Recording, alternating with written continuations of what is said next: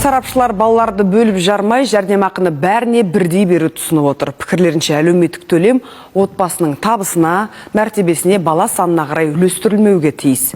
Бұл ең алдымен мемлекеттік қолдаудың шын мұқтаж жандарға жетуіне сеп болады. Өйткені жәрдемақы алатындар қатарында табысы жеткілікті отбасылар да бар. Ал жалғыз басты ата-аналар әлеуметтік төлемнен қағылып отыр.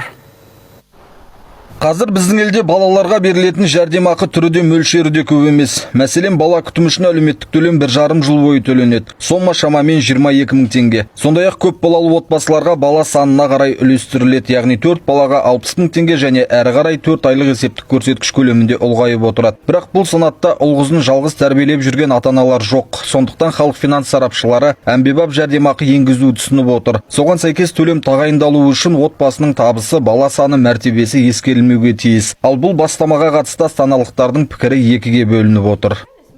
Үкімет оны анадай осылай бәріне бірдей қылып тұр, бала санына қарамай, 1 бала болсын, 3 бала болсын беріп тұрсақ, шын біздің балалар осылай қаңғырып жүрмесе. 3 бала садикте ғой енді.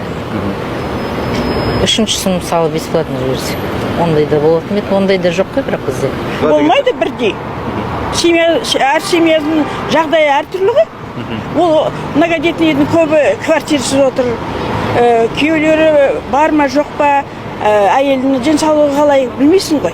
Ол да дұрыс шығар, енді біреу 2 бала тудым деп, возможно, туа алмайды шығар. Біреуге, например, ол действительно айлығы аз шығар. Біреу 4 балалы болса да, мүмкін жақсы ақша табады шығар.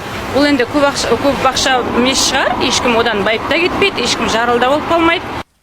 Ал сарапшы Жанар Жандосова жәрдемақыны жанұяның әлеуметтік жағдайы мен мәртебесіне қарамай тағайындау әзірге мүмкін емес деді. Өйткені барлық баланы төлеммен қамтамасыз етуге бюджет қаржысы жетпейді.